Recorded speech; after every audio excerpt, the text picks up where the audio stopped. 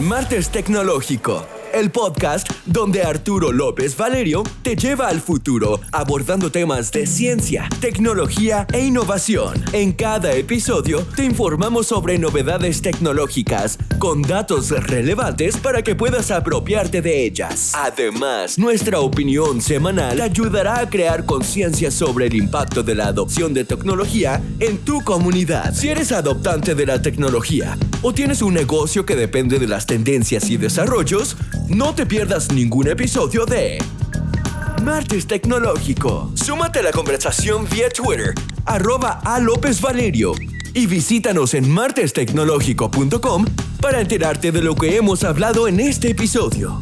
Maná, maná.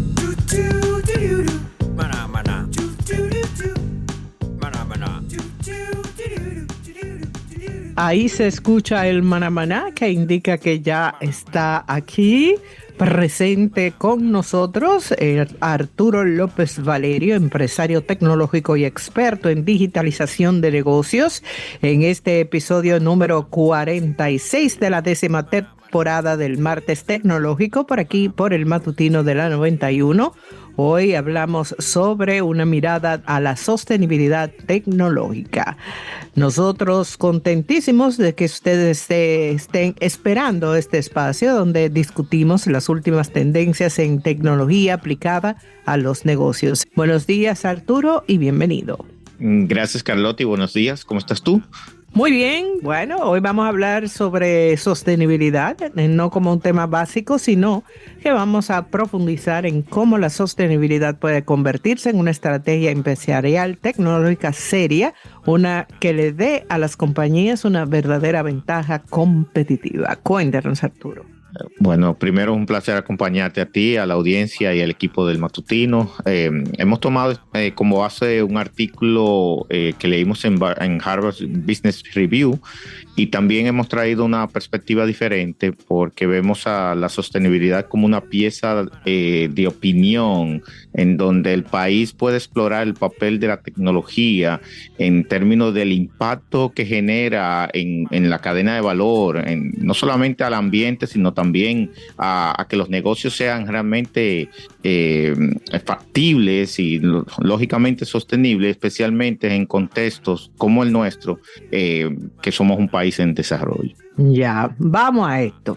¿Es la sostenibilidad simplemente el costo de hacer negocios hoy en día o puede realmente ser un cambio para destacar y diferenciarse? Me encanta que plantees esta pregunta de inicio, porque en realidad la sostenibilidad es ambas cosas.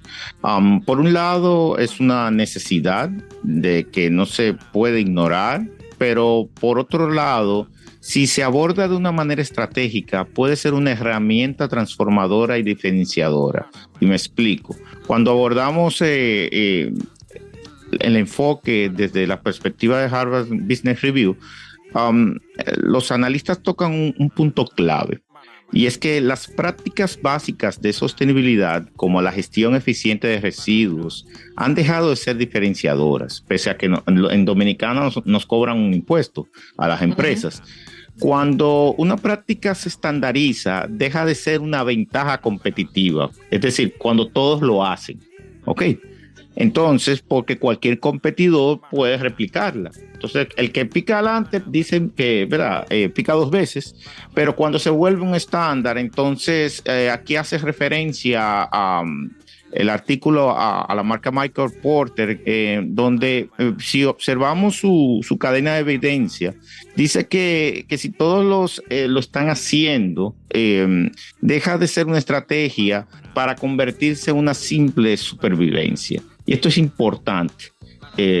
La pregunta que a nivel tecnológico tenemos que hacer, nos estamos poniendo esto porque los demás están haciendo, en la asociación bajaron esa línea, lo necesitamos porque si no lo hacemos no sobrevivimos, o porque estamos trabajando para hacer realmente una diferencia.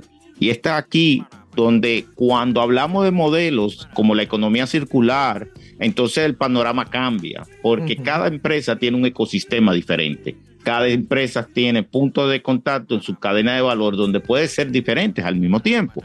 Y estos enfoques, al ser más integrales y complejos, no son tan fáciles de copiar. Y yo creo que aquí está la fórmula. A mí siempre me han preguntado cuál es la receta de un éxito, una configuración tecnológica, y yo no digo, mira, no hay fórmula, pero sí hay ingredientes. Entonces, cada empresario tiene que ir a examinar su cadena de valor. Y aquí es donde empezamos a ver empresas como Patagonia, por ejemplo, que incorporan a nivel regional la sostenibilidad en el núcleo de sus negocios, pero no como una iniciativa periférica.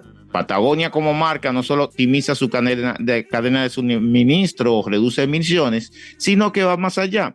Su activismo ambiental, por ejemplo, que es clásico, sus diseños duraderos y su modelo de negocio en sí mismo están alineados con esa visión sostenible. Nosotros que estuvimos en el Cono Sur varias veces este año, lógicamente hemos visto esa mirada consciente a que lo que se desarrolla, lo que se produce, debe tener un impacto mínimo. Y esto genera entonces un valor único. Pero al mismo tiempo, aquellos que quieren cuidar el entorno y hacer las cosas ¿verdad?, más sustentables, generan entonces una lealtad de marca muy poderosa y difícil de replicar entonces. Exacto, Patagonia es un excelente ejemplo, pero un artículo que escribiste también habla de cómo estas prácticas están convergiendo entre industrias. Entonces, incluso las empresas pioneras están, de algún modo, acelerando esa adopción colectiva. ¿Qué opinas tú sobre esto?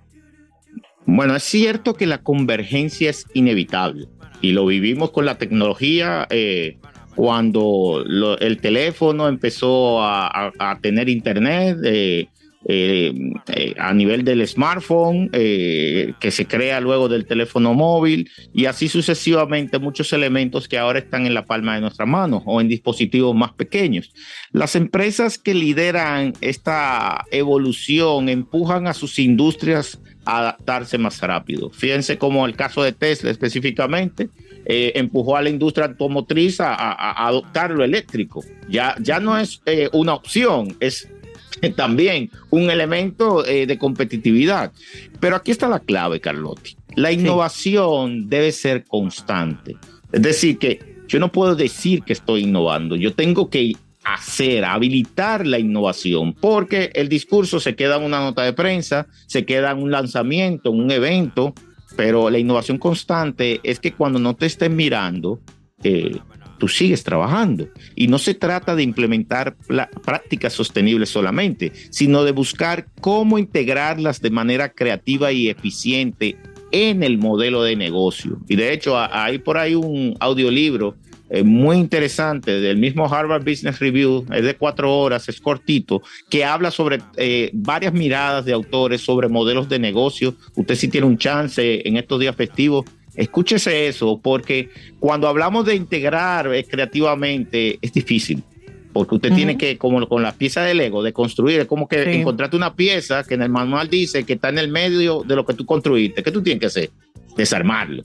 Y a veces nos pesa desarmar. Por ejemplo, las empresas tecnológicas emergentes como que utilizan tecnología de inteligencia artificial o el IoT, el Internet de las Cosas, que ya no hablamos tanto de eso porque ya asumimos que ya todo está por ahí conectado.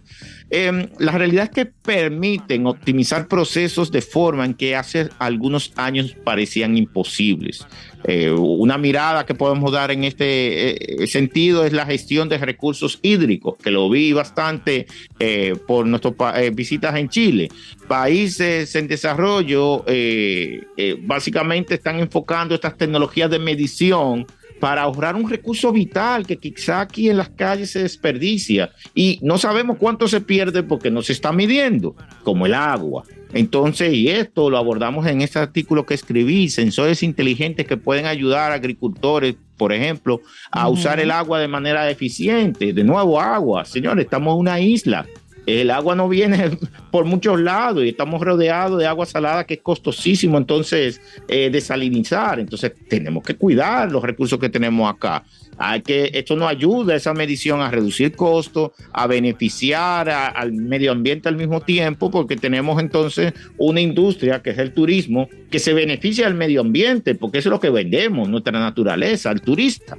Y en otros países, entonces, no solamente tiene un impacto ambiental, porque hay que irse al otro lado de la recta numérica, tienen un impacto económico y social, donde entramos en una visión de la sostenibilidad con S mayúscula, como menciona la pieza que escribimos, que no solamente cuidar los recursos, es crear un sistema donde el progreso ambiental esté vinculado con el progreso social y económico. No solamente cuidar el ambiente y entonces deshabilitar modelos económicos, sino ponernos a trabajar en serio para que esto funcione, y la palabra clave aquí es en armonía. Eso es fascinante, sin dudas. El artículo que escribiste también menciona el Consejo de Inmunidad Digital. ¿Por qué no nos explicas cómo se conecta eso con la sostenibilidad y qué tan relevante es para países en desarrollo? Muy bien, aquí vamos como para niños de 7 años, como decía Don Teo, para niños chiquitos.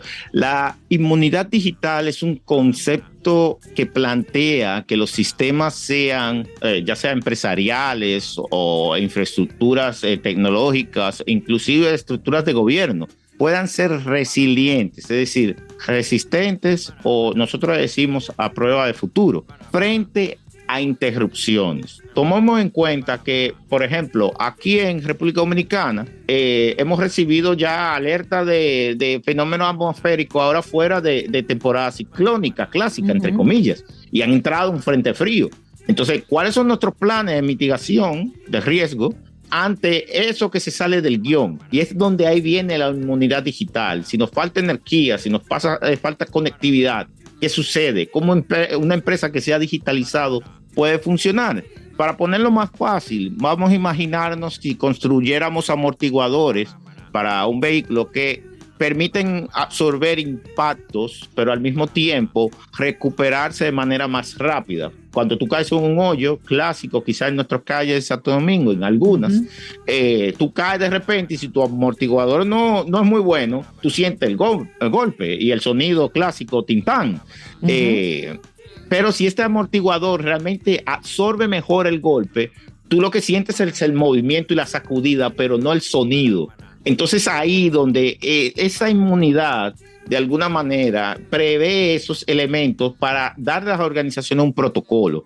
En otros lugares del mundo esto es literalmente crucial. No se puede operar una empresa sin un plan de mitigación de riesgo digital. Pensemos, sigamos en la misma línea de los eventos climáticos que afectan a la agricultura. La inmunidad digital significa implementar tecnologías que permitan a los sistemas agrícolas prevenir pérdidas, adaptarse rápidamente y continuar funcionando. Pero esto también a empresas del sector financiero. Por ejemplo, data centers redundantes, copias de seguridad para operatividad, protocolos para los equipos, en dado caso de que una sucursal no pueda abrir, pero no podemos detenernos ahí en ese sentido. Cuando hablamos y escribimos en el artículo, hacemos una advertencia importante. La tecnología debe ser inclusiva. No puede beneficiar solo a quienes ya tienen acceso y recursos. Entonces, la inmunidad digital también cubre estas capacidades de aquellos que no puedan conectarse al igual que nosotros. Si no abordamos estos, corremos el riesgo de agrandar entonces una brecha de desigualdad, al mismo tiempo de que podemos mitigar riesgo, pero ensanchamos esa brecha que nos aleja de las demás comunidades de República Dominicana. Bien. Vamos a hacer una pausa. Estamos en el Martes Tecnológico con Arturo López Valerio, episodio número 46 de la 10ª temporada, una mirada a la sostenibilidad tecnológica. Martes Tecnológico.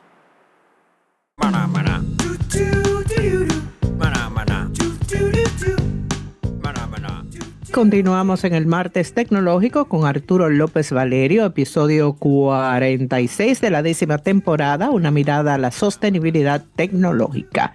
Y bueno, Arturo, hablabas sobre que la tecnología debe ser inclusiva. Entonces, no es solo tecnología por tecnología, es cómo la usamos y quiénes se benefician de ella. Eso conecta con la necesidad de tener métricas claras para medir el impacto. Precisamente, pero antes de eso, y era algo que se me quedó antes de la pausa, porque tenemos marcos de medición y eso es correcto, pero si no comprendemos lo que vamos a medir, es ahí donde la educación y la capacitación juegan un papel clave.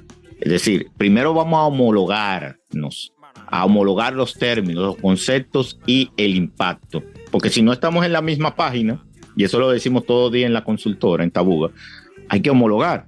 No basta con introducir tecnología avanzada, debemos asegurarnos de que las personas tengan las habilidades para utilizar la tecnología y poder habilitar el impacto con ellas y beneficiarse de las mismas. Entonces, contestando a tu premisa, absolutamente, si no podemos medir, no podemos mejorar. Y ahí es donde está la clave. Y muchas de las acciones, de hecho hay un artículo esta semana corriendo que abordamos este tema de estos elefantes blancos que se crean a nivel de infraestructura tecnológica porque simplemente muchas autoridades piensan que es mejor seguir haciendo cosas nuevas en vez de enfrentarse con el reto de la medición. Hiciste una inversión, mídela y por lo menos indica si te equivocaste, por lo menos tenemos un indicador de dónde no hacer esas cosas. Pero en cambio, y esto lo vi esta semana también, cuando nos estaban presentando unos reportes de cumplimiento en una organización, nos dimos cuenta de lo mismo. Oiga, vamos a aprender de los errores. No, queremos ignorar los errores y crear una narrativa entonces positiva. Y es ahí donde entran los indicadores de desempeño ambiental, social y gobernanza, que se definen en inglés como SSG. Estos indicadores permiten a las empresas, incluso a los países completos, a cuantificar su progreso en sostenibilidad. Y es ahí donde entendemos que debemos cambiar la mentalidad. Tenemos que aprender de los errores. Y de hecho, en un marco nacional, como sugerimos en nuestro artículo, podría entonces guiar a las pequeñas y medianas empresas, las famosas pymes, ofreciendo estándares e incentivos para integrar entonces esta medición de sostenibilidad a su ADN empresarial, porque ahora mismo nos están quitando impuestos, pero no hay un entendimiento de que para qué. Se habla de residuos físicos, pero lógicamente sostenibilidad es mucho más de ahí. Y la colaboración entonces entre el gobierno, las empresas, las comunidades, las ONGs es esencial, pero esa homologación en estos indicadores son clave. Aquí es donde reconciliamos la competencia empresarial con la colaboración sistémica. Las empresas pueden competir para ser más sostenibles, pero también tienen que colaborar en crear estándares y compartir prácticas que beneficien a todos. Es ahí donde nosotros proponemos realmente un índice de medición de cómo ese impacto a nivel de sostenibilidad se refleja en las empresas y también se reflejan en las industrias y en el mercado nacional. Me gustaría, Arturo, profundizar un poco en dos puntos importantes. El primero, ¿cómo pueden las pequeñas y medianas empresas, las pymes, empezar a implementar prácticas sostenibles si tienen recursos limitados?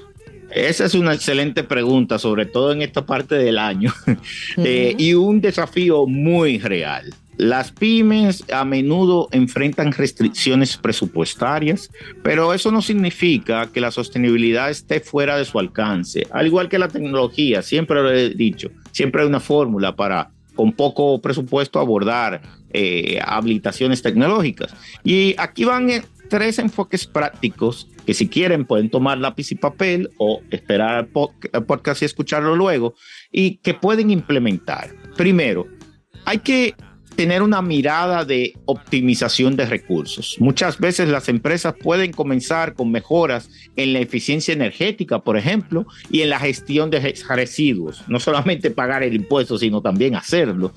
Pequeños cambios como optimizar uso de iluminación con tecnologías LED lo hemos visto con muchas empresas. Hay otras empresas que ya se han volcado hacia instalar paneles solares en los techos de sus organizaciones y sucursales, o también el desperdicio de materiales que generan ahorros financieros inmediatos y tienen un impacto ambiental positivo. Ahora, el segundo es la adopción gradual de tecnología. No es necesario invertir en sistemas avanzados solo de golpe, y eso lo digo casi todos los días.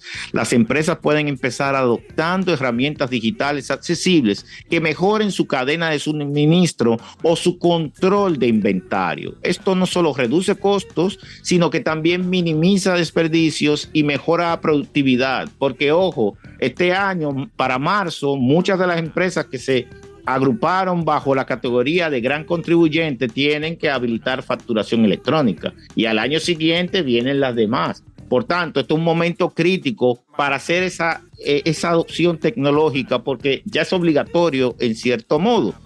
Tercero, la colaboración y alianzas, porque las pymes pueden unirse a asociaciones locales, las cámaras de comercio o cámaras que aglutinen verticales en específico, o a programas gubernamentales que ya hemos visto que se están habilitando para la facilitación a nivel de la evolución digital y sobre todo con un enfoque en sostenibilidad.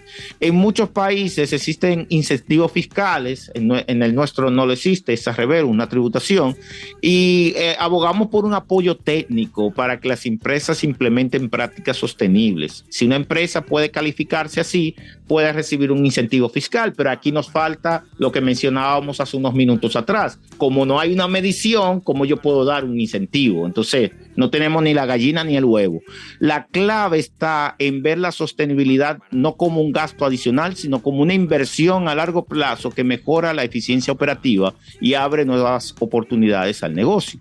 Sí, mira, para aclaración, lo de la ley de residuos, los pagos, también la tienen que hacer las personas físicas, no solamente son las empresas.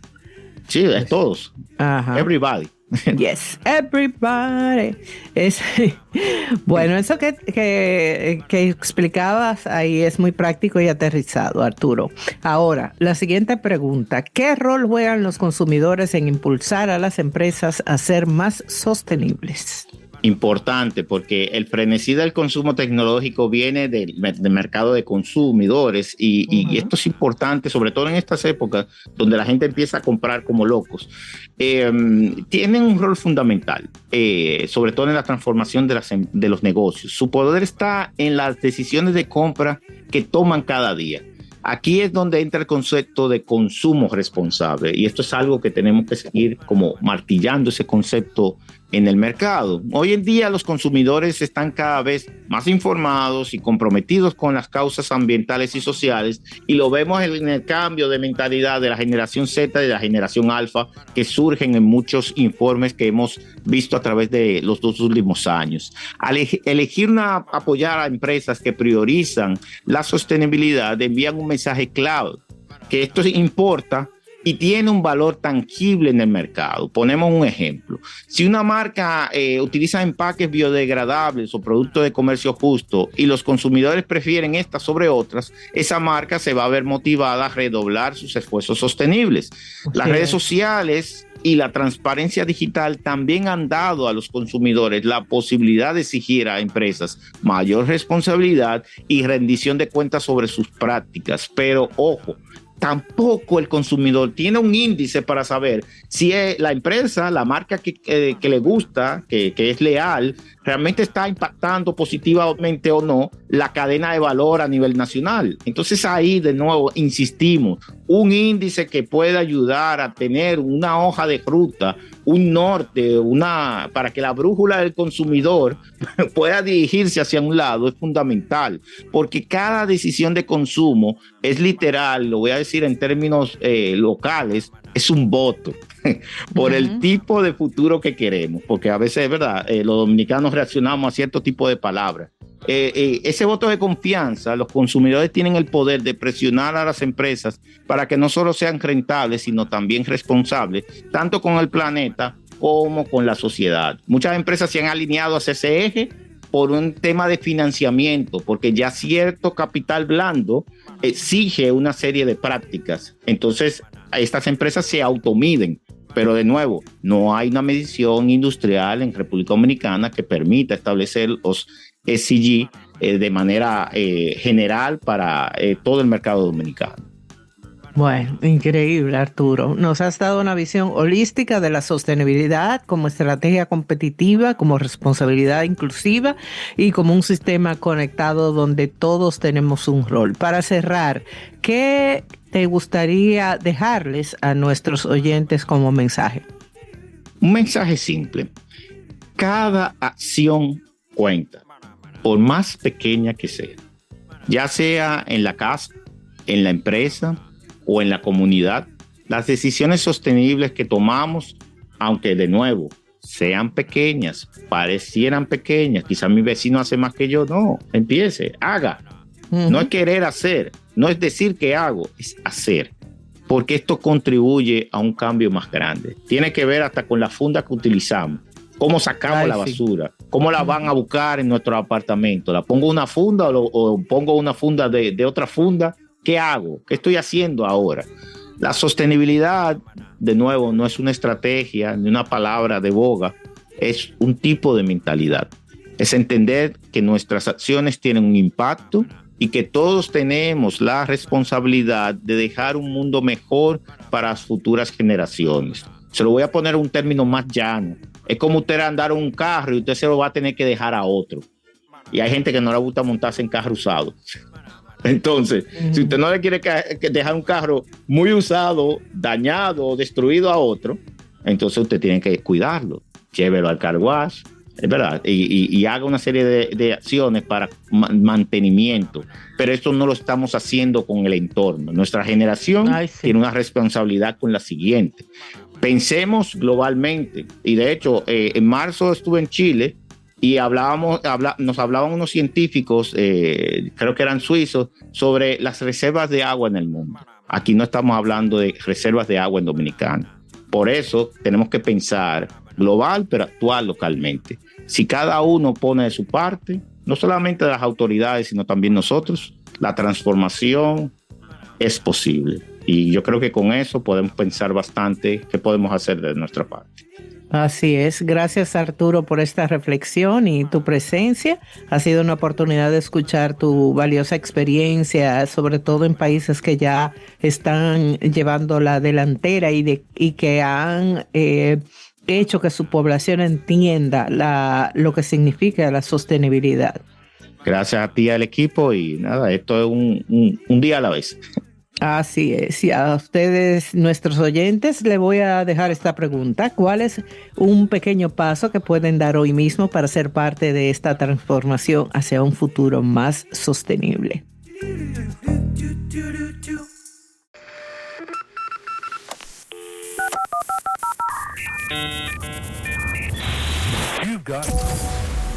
Nos encantaría saber lo que piensas sobre este episodio y cualquier tema que hayamos compartido. No dudes en enviarnos tus comentarios y sugerencias vía Twitter, @alopezvalerio. Y visítanos en martestecnológico.com para que encuentres todo lo que hablamos en este episodio. Nos vemos en la próxima edición de Martes Tecnológico. Mana, mana. Mana, mana. Mana, mana.